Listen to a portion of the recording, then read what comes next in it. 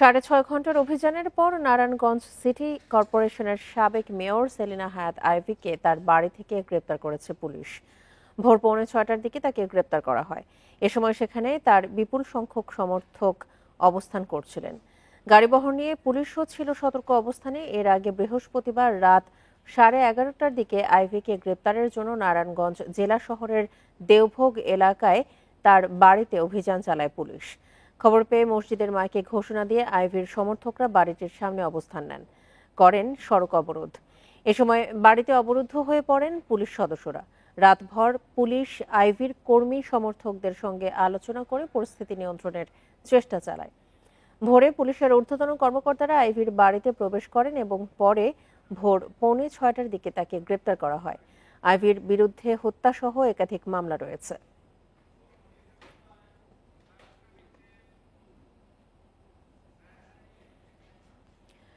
এ নিয়ে আরো জানাতে নারায়ণগঞ্জ থেকে যোগ দিচ্ছেন আমাদের সহকর্মী রাকিবুল হাসান। রাকিব, গ্রেপ্তারের পর আইভীকে কোথায় নেওয়া হয়েছে? অভিযানের বিষয়ে বিস্তারিত কি আছে আপনার কাছে?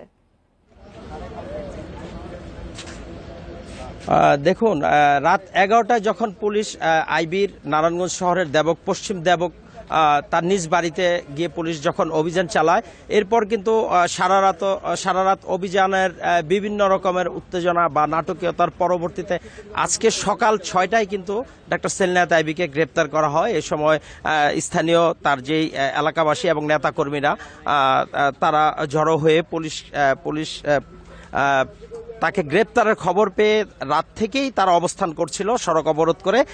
পরবর্তীতে তাকে গ্রেপ্তার করে নারায়ণগঞ্জ পুলিশ সুপারের কার্যালয়ে নিয়ে আসা হয়েছে। আপনাকে জানিয়ে রাখতে চাই যে নারায়ণগঞ্জের বৈষম্য বিরোধী ছাত্র আন্দোলনে এখানে প্রায় 5টি হত্যা মামলায় তাকে গ্রেপ্তার করা হয়েছে এবং পুলিশ এখন পর্যন্ত তাকে তার যে হত্যা মামলাগুলি আছে সে বিষয়ে আনুষ্ঠানিকভাবে কোনো রকমের আমাদের ব্রিফ করেনি। তারা বিস্তারিত পরে জানাবেন এবং তাকে ডক্টর সেলিনা হায়াৎ আইভীকে এখন এই 5টি মামলায় গ্রেপ্তার দেখানো হয়েছে এবং নারায়ণগঞ্জ পুলিশ সুপারের কার্যালয়ে এখানে তাকে আনা হয়েছে এবং এখানে তাকে জিজ্ঞাসাবাদ করা হচ্ছে, এমনটাই কিন্তু পুলিশ জানিয়েছেন, পুলিশ সুপার আমাকে জানিয়েছেন। তো এই ছিল আমার কাছে ডক্টর সেলিনা হায়াৎ আইভীকে গ্রেপ্তার করার সর্বশেষ তথ্য। নারায়ণগঞ্জ থেকে আইভীকে গ্রেপ্তারের সবশেষ তথ্য নিয়ে জানাচ্ছিলেন আমাদের সহকর্মী রাকিবুল হাসান। আওয়ামী লীগ নেতাদের বিচার ও দলটি নিষিদ্ধের দাবিতে প্রধান উপদেষ্টার বাসভবন যমুনার সামনে অবস্থান নিয়েছে এনসিপি সহ বেশ কয়েকটি ছাত্র সংগঠন। দাবি আদায় না হওয়া পর্যন্ত অবস্থান কর্মসূচি অব্যাহত রাখার ঘোষণা তাদের।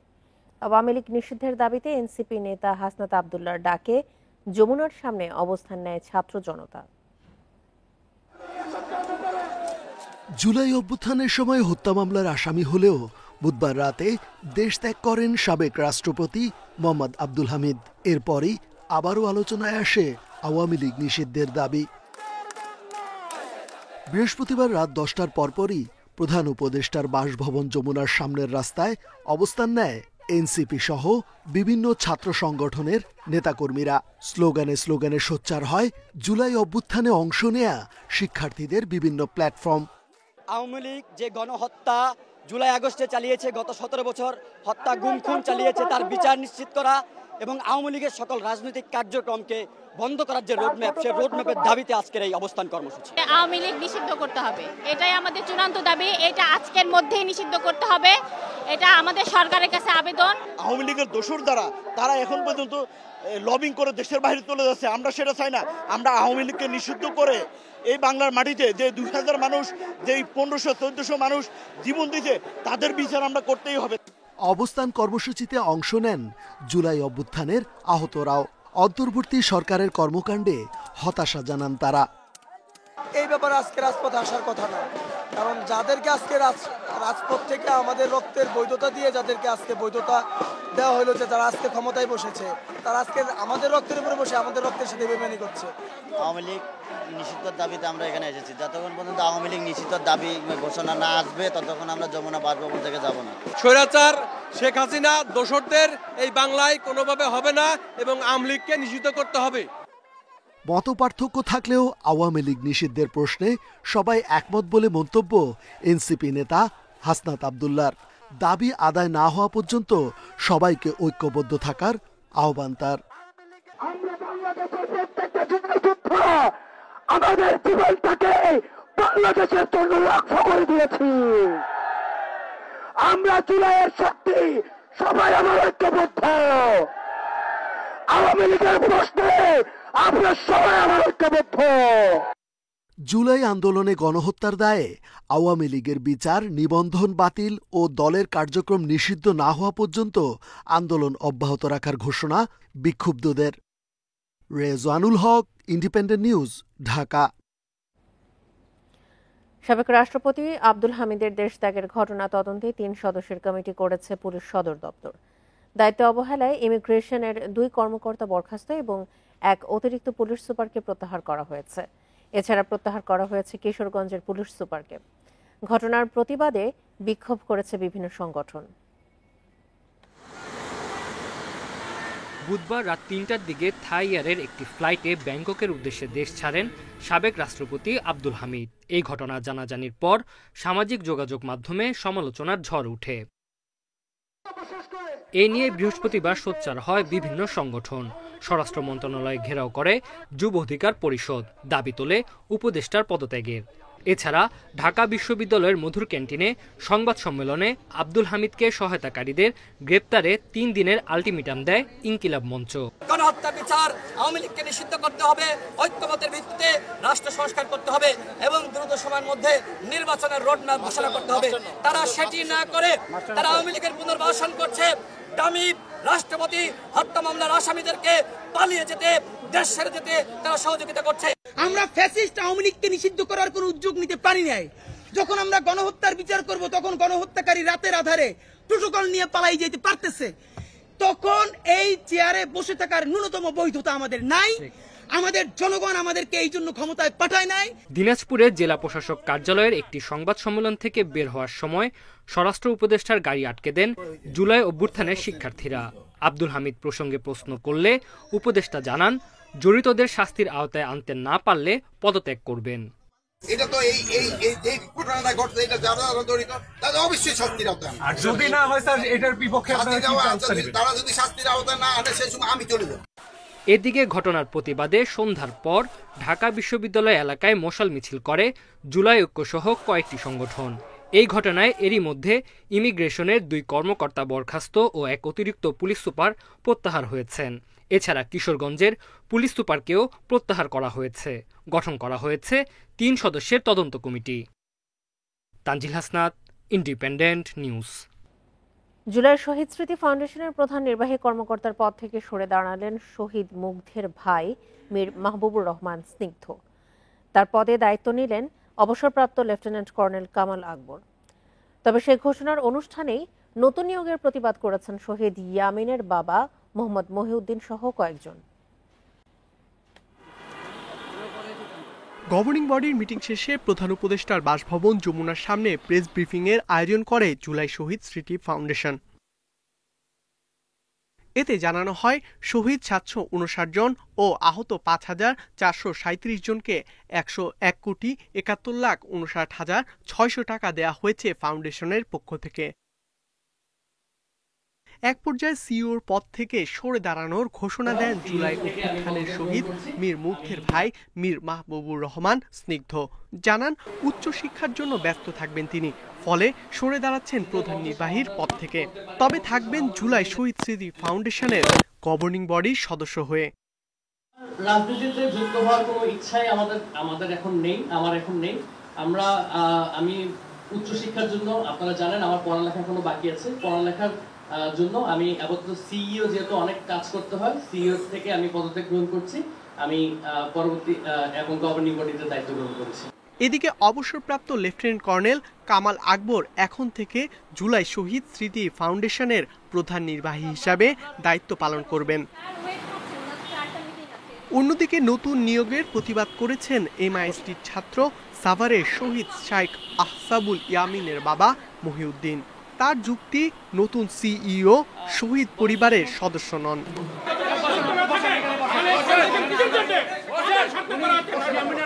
শহীদ ফাউন্ডেশনের শহীদ ফ্যামিলির বাইরে কেউ থাকতে পারবে না, কারণ এখন যে স্নিগ্ধ সিও ছিল সে শহীদ ফ্যামিলির, আমাদের কোনো আপত্তি ছিল না, আমাদের কারোর সাথে কোনো আলাপ না করে আমরা এখানে যারা সবাই আছি আমরা জেনারেল মেম্বার হিসেবে আমাদেরকে রাখা হয়েছে, আর এটা জাস্ট আমাদেরকে দেওয়ার জন্য আমাদেরকে ডেকে আনা হয়েছে।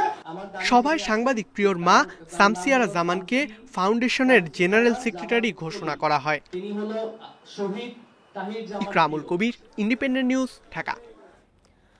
বাংলাদেশ একটি অনিশ্চয়তার মধ্য দিয়ে যাচ্ছে বলে মন্তব্য করেছেন বিএনপি মহাসচিব মির্জা ফখরুল ইসলাম আলমগীর। তিনি বলেন, রাজনীতিবিদরা এখন ভঙ্গুর অবস্থায় রয়েছেন। বৃহস্পতিবার বিকেলে সুপ্রিম কোর্ট বার অডিটোরিয়ামে এক স্মরণ সভায় কথা বলেন বিএনপি মহাসচিব। এ সময় বিএনপি নেতা সালাউদ্দিন আহমেদ সুপ্রিম কোর্ট থেকে ফ্যাসিবাদের দোসর আইনজীবীদের অপসারণের দাবি জানান। সাবেক attorney general senior advocate A J. Mohammad আলীর প্রথম মৃত্যুবার্ষিকী উপলক্ষে স্মরণ সভার আয়োজন করে জাতীয়তাবাদী আইনজীবী ফোরাম। অংশ নেন বিএনপির সিনিয়র রাজনীতিবিদরা। এ সময় ফ্যাসিস্ট আওয়ামী লীগের শাসনামলে তাদের মদতপুষ্ট আইনজীবীদের পেশার অপব্যবহারের কথা উঠে আসে। বিএনপির স্থায়ী কমিটির সদস্য সালাউদ্দিন আহমেদ বলেন, অভিযুক্ত আইনজীবীরা যেন পার পেয়ে না যায় সে বিষয়ে সতর্ক থাকতে হবে। আইন ব্যবস্থার স্বাধীনতা নিশ্চিতে সুপ্রিম কোর্টে বর্তমান ফ্যাসিবাদের দোসর 130 আইনজীবীর অপসারণ দাবি করেন তিনি। ইন্ডিপেন্ডেন্স অফ জুডিশিয়ারি এনশিওর করার আগে অবশ্যই ফ্যাসিবাদের দোসররা যারা বিভিন্ন জায়গায় অধস্তন এবং উপরের আদালতে বসে আছেন তাদেরকে ক্লিন করতে হবে এবং তাদেরকে বিচারের আওতায় আনতে হবে। শুধুমাত্র সুপ্রিম জুডিশিয়াল কাউন্সিল গঠনের মধ্য দিয়ে তাদেরকে অপসারণ করলে সেটা এনাফ হবে না। মহাসচিব মির্জা ফখরুল ইসলাম আলমগীর বলেন, বিএনপি দীর্ঘ 15 বছর ধরে লড়ছে। মূল লক্ষ্য ছিল গণতন্ত্র ফিরে পাওয়া, তা এখনো ফিরে আসেনি। প্রতিদিন নতুন শর্ত যুক্ত হচ্ছে। তিনি বলেন, 10 বছর যদি সংস্কার চলে তাহলে কি ফ্যাসিবাদের সময়কার আমলাদের দিয়ে দেশ চলবে কিনা, এমন প্রশ্ন রাখেন বিএনপি মহাসচিব। সান্ত্বনা ভাব, শান্তিভাব এসে গেছে যে ফ্যাসিস্ট হাসিনা পালিয়েছে, দেশ এখন নিরাপদ, আমরা এখন নিরাপদ। একজন রাজনীতিবিদ হিসেবে আমি বলছি, আমার কাছে মনে হয়েছে এখন আমরা সবচেয়ে ভঙ্গুর অবস্থায় আছি। সংস্কার কোনটা হতে হতে আপনার 5 বছর 10 বছরও লাগতে পারে, এটা তো চলমান। তাহলে নির্বাচন 10 বছর হবে না, আর এই 10 বছর কি ওই ফ্যাসিবাদী আমলাদের হাতেই দেশ চলবে?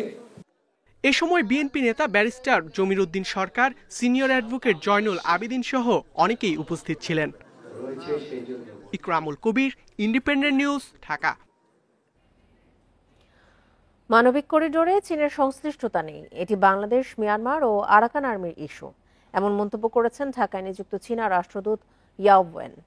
বৃহস্পতিবার সকালে বীজ মিলনায়তনে আলোচনা সভায় চীনের রাষ্ট্রদূত এই মন্তব্য করেন। চীনা রাষ্ট্রদূত আশা প্রকাশ করেন, বাংলাদেশ, মিয়ানমার সহ সব পক্ষই রোহিঙ্গা প্রত্যাবাসনে জোর দেবে। বলেন, কাশ্মীর হামলার ঘটনায় নিরপেক্ষ তদন্ত চায় চীন। আস্থা এবং পারস্পরিক শ্রদ্ধাবোধ নিয়েই বাংলাদেশ চীন সম্পর্ক এগিয়ে চলছে বলে মন্তব্য করেছেন ঢাকায় নিযুক্ত চীনের রাষ্ট্রদূত ইয়াও ওয়েন। আগামী দশকগুলোতে এই দ্বিপাক্ষিক সম্পর্কের ভিত আরও শক্তিশালী হবে বলে প্রত্যাশা করেন তিনি।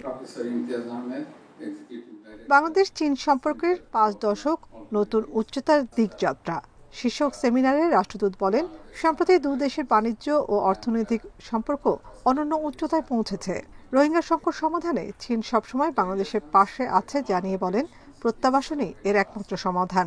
মানবিক করিডোর প্রসঙ্গে বলেন, এটি দুই দেশের অভ্যন্তরীণ বিষয়, এতে চীনের কোনো সম্পৃক্ততা নেই। এটি জাতিসংঘের একটি উদ্যোগ। রাখাইনে চলমান পরিস্থিতির কারণে তারা এই প্যাসেজের মাধ্যমে ক্ষতিগ্রস্তদের সহায়তা দিতে চায়। এটি বাংলাদেশ, মিয়ানমার ও আরাকান আর্মির ইস্যু, এর সঙ্গে চীন যুক্ত নয়। চীন যে কোনো দেশের সার্বভৌমত্ব এবং আঞ্চলিক অখণ্ডতার প্রতি সম্মান প্রদর্শন করে। কোনো দেশের অভ্যন্তরীণ বিষয়ে হস্তক্ষেপ করে না বেইজিং। আমরা আশা করি বাংলাদেশ, মিয়ানমার শান্তিপূর্ণ উপায়ে সমাধানের জন্য প্রত্যাবাসনের ওপরই জোর দেবে। রাষ্ট্রদূত বলেন, নতুন বাংলাদেশ বিনির্মাণে অন্তর্বর্তী সরকারের প্রতি সমর্থন রয়েছে চীনের। সংস্কার এদেশের অভ্যন্তরীণ বিষয় মন্তব্য করে বলেন, স্থিতিশীলতা ছাড়া অগ্রগতি সম্ভব নয়। ভারত পাকিস্তান পরিস্থিতিতে উদ্বেগ জানিয়ে বলেন, পাকিস্তানে ভারতের সামরিক হামলা দুঃখজনক। ভারত পাকিস্তান একে অপরের প্রতিবেশী, আগামীতেও থাকবে। এই দুই দেশ চীনেরও প্রতিবেশী। চীন সকল ধরনের সন্ত্রাসবাদের বিরোধিতা করে এবং দ্রুততম সময়ের মধ্যে কাশ্মীর ঘটনার নিরপেক্ষ তদন্ত দেখতে চায়। আমরা উভয় পক্ষকে শান্তি ও স্থিতিশীলতার স্বার্থে কাজ করার, শান্ত থাকার, সংযম প্রদর্শনের আহ্বান জানাই। আন্তর্জাতিক পরিস্থিতি যেভাবেই বিকশিত হোক না কেন, চীন ইতিহাসের সঠিক দিকে এবং মানুষের কল্যাণের পক্ষে দৃঢ়ভাবে দাঁড়াবে। বহুল আলোচিত তিস্তা প্রকল্প নিয়ে ইয়ং ওয়েড বলেন, চীন বাংলাদেশের জবাবের প্রতীক্ষায় রয়েছে।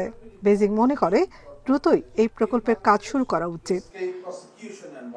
নাফিজাতুল্লাহ, ইন্ডিপেন্ডেন্ট নিউজ, ঢাকা। সুষ্ঠু তদন্তের স্বার্থে ব্রিটিশ এমপি টিউলিপ সিদ্দিককে তলব করেছে দুদক। সংস্থাটি জানায়, ইস্টার্ন হাউজিংকে সুবিধা দিয়ে গুলশানে ফ্ল্যাট ঘুষ নেয়ার মামলায় জিজ্ঞাসাবাদের জন্য তলব করা হয়েছে তাকে। টিউলিপের গুলশানের ফ্ল্যাটের ঠিকানায় পাঠানো হয়েছে চিঠি। বৃহস্পতিবার এসব তথ্য জানান দুদকের জনসংযোগ কর্মকর্তা। গুলশানের এই প্লটটি ইস্টার্ন হাউজিংকে অবৈধভাবে বরাদ্দ দেয় রাজুক। পরে সুউচ্চ ভবন নির্মাণ করে প্রতিষ্ঠানটি। একটি ফ্ল্যাট উপহার দেয় সাবেক প্রধানমন্ত্রীর বোনের মেয়ে টিউলিপকে। দুদকের দাবি, টিউলিপের নির্দেশে প্লটটি ইস্টার্ন হাউজিংকে বরাদ্দ দেয় রাজুক। আর এই কাজে সহায়তা করেন রাজুকের সাবেক সহকারী আইন উপদেষ্টা শাহ মোহাম্মদ খসরুজ্জামান ও সর্দার মোশাররফ হোসেন। বিগত কয়েকদিন আগে একটা মামলা হয়েছে। মামলার তদন্তের স্বার্থে, সুষ্ঠু তদন্তের স্বার্থে ওনাকে তার বক্তব্য শ্রবণ ও গ্রহণ করার উদ্দেশ্যে মামলার বাদী আগামী 14 মে তাকে ব্যক্তিগত শুনানির জন্য দুদকে ডেকেছেন। অভিযোগ সম্পর্কে আসামির আত্মপক্ষ সমর্থনের সুযোগ হিসেবে 14 মে দুদকের প্রধান কার্যালয়ে হাজির হতে বলা হয়েছে টিউলিপকে। জনাব টিউলিপ সিদ্দিককে আয়কর নথি এবং জাতীয় পরিচয়পত্রের যে ঠিকানা, বাংলাদেশের যে ঠিকানা, সেই ঠিকানায় পত্র প্রেরণ করা হয়েছে। এদিকে জ্ঞাত আয় বহির্ভূত সম্পদ অর্জনের অভিযোগে নোয়াখালীর বেগমগঞ্জের সাবেক সংসদ সদস্য মামুনুর রশিদ কিরণ ও তার স্ত্রীর বিরুদ্ধেও মামলা করেছে দুদক। রিশাদ হুদা, ইন্ডিপেন্ডেন্ট নিউজ, ঢাকা। বুড়িগঙ্গা নদীতে মারাত্মক দূষণ দেখা দিয়েছে রাজধানীর শ্যামপুর এলাকায়। এখানে 3টি পয়েন্ট থেকে কাপড়ের রং ও শিল্প কারখানার বর্জ্য এসে পড়ছে নদীতে। অর্ধশত ডাইং ও ভারী শিল্প কারখানার অপরিশোধিত পানি সরাসরি নদীতে মিশছে, যা নদী দূষণ তীব্র করছে। পরিবেশ গবেষক ও আন্দোলনকারীরা দায়ী করছেন পরিবেশ অধিদপ্তরের নীরবতাকে।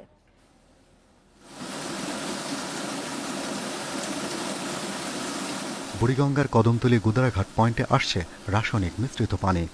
শিল্প কলকারখানার অপরিশোধিত পানি এ পথেই মিশছে নদীতে। 1 কিলোমিটার উত্তরে গেলে শ্যামপুর ফায়ার সার্ভিসের ল্যান্ড স্টেশন। সেখানে আছে আরও একটি বড় ড্রেন। এ পথে শিল্প কলকারখানার বর্জ্য সরাসরি পড়ছে নদীতে। ডিএনটি বাঁধ ধরে দক্ষিণ দিকে এগোলে পরিত্যক্ত ঢাকা ম্যাচ ফ্যাক্টরির ভবনের নিচে আছে আরও একটি ড্রেন। সেখান থেকেও কারখানার বর্জ্য আসছে নদীতে। এই শ্যামপুর শিল্পাঞ্চলের বয়স প্রায় 30 বছর প্লাস। 30 বছর প্লাস ধরেই তারা এখানে বর্জ্য ফেলছে এবং এটা ধরেন দিনের পর দিন, মাসের পর মাস প্রকাশ্যভাবে পড়ছে। ডাইং ফ্যাক্টরি তা না, এখানে অনেক কেমিক্যাল যুক্ত ফ্যাক্টরি এখানে আছে।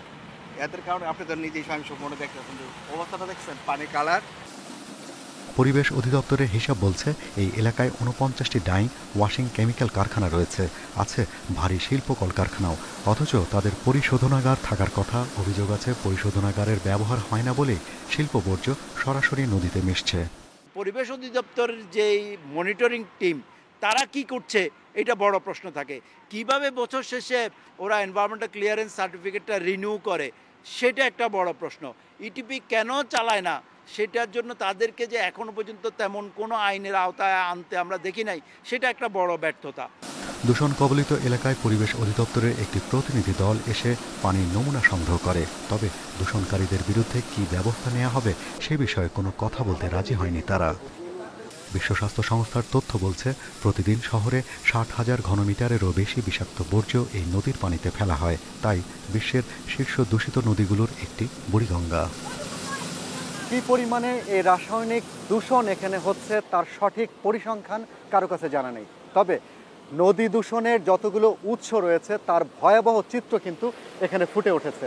তাই স্থানীয় ভুক্তভোগী, পরিবেশ আন্দোলনকারী এবং গবেষকেরা বলছেন নদীর প্রতি এই নৃশংস আচরণ কবে নাগাদ বন্ধ হবে। Shahriar Anirban, independent news, Kadamtali, Dhaka. ভুয়া রসিদে গ্রাহকের ৩ কোটি টাকা আত্মসাতের অভিযোগ উঠেছে দোহারের জয়পাড়া শাহজালাল ইসলামী ব্যাংকের কর্মকর্তার বিরুদ্ধে। মামলাটি তদন্ত করছে দুদক। ফেনীর দাগনভূঞায় সাউথ ইস্ট ব্যাংকের গ্রাহকদেরও কয়েক কোটি টাকা আত্মসাৎ করে পালিয়েছেন এক জুনিয়র কর্মকর্তা। অসুস্থতার কারণে গত বছর প্রবাস থেকে পরিবার নিয়ে দেশে ফেরেন ঢাকার নবাবগঞ্জের সুরগাঁও এলাকার বোরহানুল হক। ভবিষ্যতের চিন্তায় ৪ দশকের কষ্টের ৬০ লাখ টাকা রাখেন শাহজালাল ইসলামী ব্যাংকের জয়পাড়া শাখায়। সেই টাকা নিয়ে এখন লাপাত্তা ব্যাংকের সাবেক ম্যানেজার শহীদুল ইসলাম। এই ৩০-৬০ লাখ আমি অনেক কষ্ট করে জমাইছি ভাই। প্রবাসে যারা থাকে এখন জিজ্ঞাসা করেন ভাই কি কষ্ট করে টাকা কামাইতে হয়, আমাদের রাত পাও পাথর হয়ে গেছে। ভুয়া রসিদ দিয়ে বোরহানুল হকের মতো আরও ৫ গ্রাহকের প্রায় ৩ কোটি টাকা আত্মসাতের অভিযোগ আছে শহীদুল ইসলামের বিরুদ্ধে। প্রতিকার চেয়ে গ্রাহকরা সংবাদ সম্মেলন করেছেন প্রেস ক্লাবে। টাকাটা 2022 সন থেকে ইন্টারেস্ট পাইছি, এখন আমি টাকা আমার নগদায়ন করতে আসছি, আর এখন আমার টাকা নাই। ম্যানেজার যদি এখানে চোর ভয় থাকে, ডাকাত ভয় থাকে, এটার জন্য আমরা দেয়নি। যারা বসাইছে তারা দেয়, ব্যাংক বসাইছে ব্যাংক দেয়, ব্যাংক আমার টাকা দিব, আমি তো এই সমস্ত বুঝি না। এই ঘটনায় ব্যাংকের পক্ষ থেকে দোহার থানায় মামলা করা হয়েছে। মামলাটি তদন্ত করছে দুদক। ফেনীর দাগনভূঞায় সাউথ ইস্ট ব্যাংকের সিলুনিয়া বাজার শাখার গ্রাহকদের কয়েক কোটি টাকা নিয়ে উধাও হওয়ার অভিযোগ উঠেছে জুনিয়র কর্মকর্তা জিয়াউল হকের বিরুদ্ধে। টাকা তছরুপের ঘটনায় ব্যাংকের শাখাটিতে প্রতিদিন ভিড় জমাচ্ছেন গ্রাহকরা। এফডি আছে, এফডিগুলো চেক করার জন্য আসছি, ওগুলো ক্লোজ করবার খবর নিতে এসে আর কি আমাদের টাকাগুলো কি আসলে বিষয়টাই। অর্থ আত্মসাতের বিষয়টি আলোচনায় আসার পর থেকে পলাতক জিয়াউল হক। ঘটনা তদন্তে কাজ করছে ব্যাংকের ৫ সদস্যের কমিটি। রেশমি নন্দী, ইন্ডিপেন্ডেন্ট নিউজ। গেল ২ বছরের ধারাবাহিকতায় চলতি বছরও দারিদ্র্য বিমোচনে হোঁচট খাচ্ছে বাংলাদেশ। বাড়তে পারে অতি দরিদ্র জনগোষ্ঠীর হার। বিশ্বব্যাংকের এমন আশঙ্কা সামনে রেখে সরকার দ্রুত সময়ের মধ্যে জরিপের উদ্যোগ নিয়েছে। পরিকল্পনা উপদেষ্টা বলছেন, পরিসংখ্যান ব্যুরোর জরিপে নতুন দারিদ্র্যের কারণ ও করণীয় উঠে আসবে। বাজেটে তাদের জন্য থাকবে বিশেষ বরাদ্দের ব্যবস্থা। চলতি বছর শেষে দারিদ্র্যের হার বেড়ে দাঁড়াতে পারে প্রায় 23 ভাগে, যা 2022 সালে ছিল 18.7 ভাগ। করোনা পরবর্তী প্রতি বছরই বেড়েছে নতুন দরিদ্র।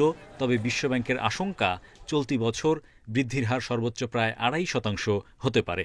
দৈনিক $2.15 বা স্থানীয় মুদ্রায় 262 টাকার কম আয় করা অতি দরিদ্র মানুষের সংখ্যা বাড়তে পারে 30 লাখ। 3 বছরের ব্যবধানে এমন জনগোষ্ঠীর সংখ্যা প্রায় দ্বিগুণ হয়ে দাঁড়াতে পারে 9.3 ভাগে। করোনা পরবর্তী সময়েও বিনিয়োগ, কর্মসংস্থান বাড়েনি, বাজারে বেড়েছে নিত্যপণ্যের দাম। বিশ্বব্যাংক বলছে, গত বছরের শেষার্ধে এসব সংকট আরও প্রকট হয়। এ সময় চাকরি হারিয়েছেন প্রায় 4 ভাগ শ্রমিক, কারো কারো মজুরিও কমেছে। এতে অর্থনৈতিক সামাজিক বৈষম্য বাড়ছে। পরিকল্পনা উপদেষ্টা বলছেন, মাঠের বাস্তবতা জানতে জরিপ চালাবে পরিসংখ্যান ব্যুরো। বিশ্বব্যাংক বলছে, IMF বলছে দারিদ্র্য বাড়ছে, কিন্তু আমরা আসলেই দেখতে চাই দারিদ্র্য কতটুকু বেড়েছে গত 2-3 বছরে এবং সেটা কি কারণে বেড়েছে। সেটা কি কর্মসংস্থানের কারণে বেড়েছে, নাকি কৃষিপণ্যের কিছু কিছু দাম হঠাৎ কমে যাওয়ার কারণে বেড়েছে, নাকি মানুষের রোগ বালাই বেড়েছে বলে, স্বাস্থ্য খাতে ব্যয় বেড়েছে বলে সেটা হয়েছে। উপদেষ্টা জানান, দরিদ্র জনগোষ্ঠীর হালনাগাদ তথ্য জোগাড়ের পাশাপাশি তাদের জন্য প্রয়োজনীয় বাড়তি কর্মসূচি গ্রহণে সামনের বাজেটে থোক বরাদ্দ রাখা হবে। বাজেটে যে বরাদ্দ দেওয়া হচ্ছে এর মধ্যে অনেক থোক বরাদ্দ থাকবে এবং অনেক বরাদ্দ থাকবে যেটা খাতোয়ারি আছে, কিন্তু দরকার হলে আমরা একটা কর্মসূচি থেকে আরেকটা কর্মসূচিতে নিতে পারবো। এবং এই দারিদ্র্য দূরীকরণের ব্যাপারে আমরা কোন কর্মসূচিতে বেশি যেতে পারবো সেটার সুযোগ থেকে যাবে এই বাজেটের ঘোষণার বরাদ্দের পরও। সেইখানে সেই জায়গাটুকু আমরা রেখে দিচ্ছি। পরিসংখ্যান ব্যুরোর শ্রমশক্তি জরিপ বলছে, গত বছর বেকার জনগোষ্ঠীর সংখ্যা বেড়ে হয়েছে 3.6 ভাগ, যা 2023 সালে ছিল 3.4 ভাগ। সবচেয়ে বেশি কাজ হারিয়েছেন সেবা ও কৃষি খাতের কর্মীরা। Hari Saha, independent news, Dhaka. সরকারের চেষ্টা ও নীতির ধারাবাহিকতা থাকলে মূল্যস্ফীতি 4 থেকে 5% নামিয়ে আনা সম্ভব বলে জানিয়েছেন বাংলাদেশ ব্যাংকের governor doctor Ahsan H Mansur. বৃহস্পতিবার সকালে বাংলাদেশ ব্যাংক আয়োজিত এসএমই নারী উদ্যোক্তা সমাবেশে একথা জানান তিনি। বলেন, ঋণ নিতে গিয়ে এখনো নারীরা নানা প্রতিবন্ধকতায় পড়েন। নারীদের আর্থিক অন্তর্ভুক্তি বাড়ানো প্রয়োজন বলেও মন্তব্য করেন গভর্নর। 2010 সালে মাত্র 4 জন সহযোগী নিয়ে ক্ষুদ্র ব্যবসা শুরু করেন শায়লা আকন্দ। ঘরোয়া পরিবেশে বিভিন্ন খাবার তৈরি করে অনলাইনে অর্ডারের মাধ্যমে সরবরাহ করতেন গ্রাহকদের। সে সময় ব্যাংক থেকে ঋণ পেতে অনেক ঝামেলা পোহাতে হয় তার। আমরা ব্যবসা যখন শুরু করেছিলাম আসলে ব্যাংক প্রথমে আসলে আমাদেরকে সেইভাবে অনেক সময় সহায়তা করে নেই, কিন্তু আমি যখন চ্যালেঞ্জ করেছি না আসলে আমাকে যদি আপনারা সাপোর্ট দেন আমাদের তাহলে অবশ্যই আমরা কাজটা সুন্দরভাবে এগোতে পারবো। শায়লার মতো অনেক নারী উদ্যোক্তা বিভিন্ন প্রতিবন্ধকতা ও চ্যালেঞ্জ মোকাবেলা করে ব্যবসা করছেন এখন। তবে ব্যাংক থেকে ঋণ পেতে এবং পণ্য রপ্তানিতে নীতি সহায়তা আরও সহজ করার আহ্বান তাদের। একজন নারী যখন লোনের জন্য অ্যাপ্লাই করে তার কিন্তু অনেক ধকল পোহাতে হয়। তা আমরা এসএমই আমরা কয়জন পারি আপনার ফ্যাক্টরি লাইসেন্স বা কমপ্লায়েন্সের আন্ডারে করতে, এটা কখনোই পসিবল না। রাজধানীর বাংলা একাডেমি প্রাঙ্গণে বাংলাদেশ ব্যাংকের আয়োজনে 4 দিনের এসএমই নারী উদ্যোক্তা সমাবেশে এসে এসব কথা জানান তারা। বৃহস্পতিবার সকালে উদ্বোধনী অনুষ্ঠানের প্রধান অতিথি কেন্দ্রীয় ব্যাংকের governor doctor Ahsan H Mansur বলেন, নারীদের ব্যাংক ব্যবস্থাপনা, আর্থিক জ্ঞান ও প্রযুক্তি সম্পর্কে সচেতন হতে হবে। ফাইন্যান্সিয়াল নলেজটা একটা বিজনেস চালানোর জন্য যে ফাইন্যান্সিয়াল ম্যানেজমেন্টের দরকার হয়, যে ধরনের এক্সপেন্ডিচার ম্যানেজমেন্টের দরকার হয়, এগুলো সম্পর্কে জানা, বোঝা এবং কার্যকরভাবে সেটাকে প্রয়োগ করা, এটা একটা বড় চ্যালেঞ্জ। এ সময় মূল্যস্ফীতি কমাতে বাংলাদেশ সঠিক অবস্থানে আছে উল্লেখ করে তিনি বলেন, ধীরে ধীরে তা কমবে, তবে সময় লাগবে। আমরা যদি একদিকে টাকা ছাপাই, আরেকদিকে বলি যে ইনফ্লেশন কমবে, তত হবে না। আমাকে we have to make a hard choice, and সেই জায়গাটাতে আমরা কাজ করছি। একটু সময় লাগছে, কিন্তু কনসিস্টেন্সি রাখি পলিসিতে। 5%, 4% ইনফ্লেশন নামিয়ে নেওয়া, নাথিং ইম্পসিবল। আর্থিক খাতে সুশাসন, স্বচ্ছতা ও জবাবদিহি নিশ্চিতে আন্তর্জাতিক মানসম্পন্ন ফাইন্যান্স সিস্টেম করার কথাও জানান governor. Shafil Alam Sujon, independent news, Dhaka. সাতক্ষীরার উপকূলবর্তী দুর্গাবাটিতে শুরু হয়েছে টেকসই বেড়ি বাঁধ নির্মাণ। এতে জলোচ্ছ্বাস থেকে রক্ষা পাবেন শ্যামনগরের বুড়িগোয়ালিনী ইউনিয়নের অন্তত 30,000 বাসিন্দা। এর মধ্যে বাঁধের অর্ধেকের বেশি নির্মাণ কাজ শেষ। বাকি কাজ 2027 সালের মধ্যে শেষ হওয়ার আশায় পানি উন্নয়ন বোর্ড। আয়লা, সিডোর, ফণী, ইয়াস, বুলবুলের মতো প্রলয়ঙ্করী ঘূর্ণিঝড়ে বারবারই ক্ষতিগ্রস্ত হয়েছে সাতক্ষীরা উপকূলের মানুষ। জলোচ্ছ্বাসে মাটির তৈরি বেড়িবাঁধ ভেঙে ভেসে যায় খোলপেটুয়া নদীর তীরের দুর্গাবাটি সহ 8 গ্রামের 30,000 মানুষের বাড়িঘর, মাছের ঘের। সেজন্যই দীর্ঘদিন ধরে টেকসই বেড়িবাঁধ নির্মাণের দাবি স্থানীয়দের।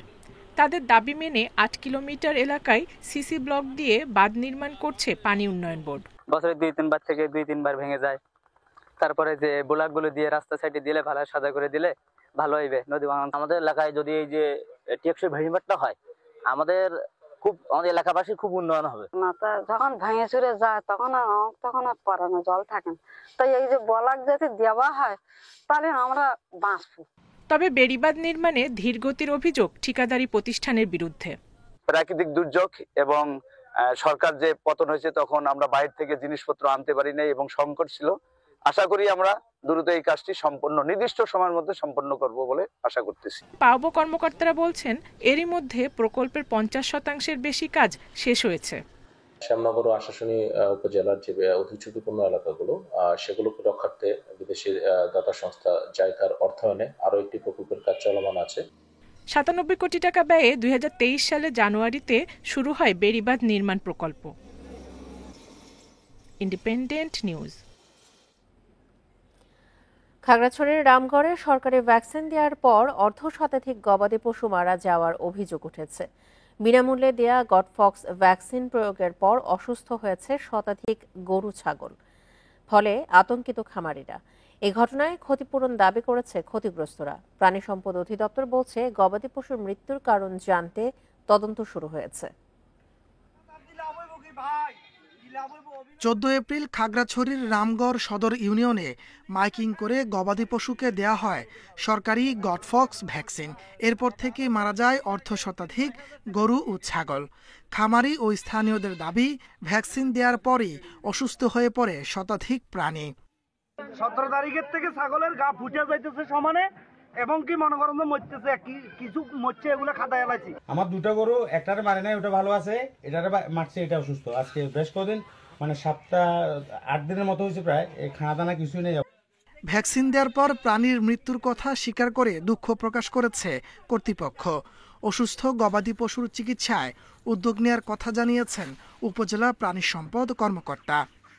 ওনারা যে এফেক্টেড, এই জন্য আমরা আসলে ব্যথিত। আমাদের এই ভ্যাকসিন দেওয়ার ফলে এই ধরনের দুর্ঘটনা আমরা আসলে সচরাচর অনেকেই পাই না। আমিও আমার জীবনে আজকে অনেক জিনিসের চাকরি 20 বছর, এরকম মানে দুর্ঘটনা বা এরকম ক্ষতিগ্রস্ত ব্যাপক প্রাদুর্ভাব আমি পাইনি আসলে।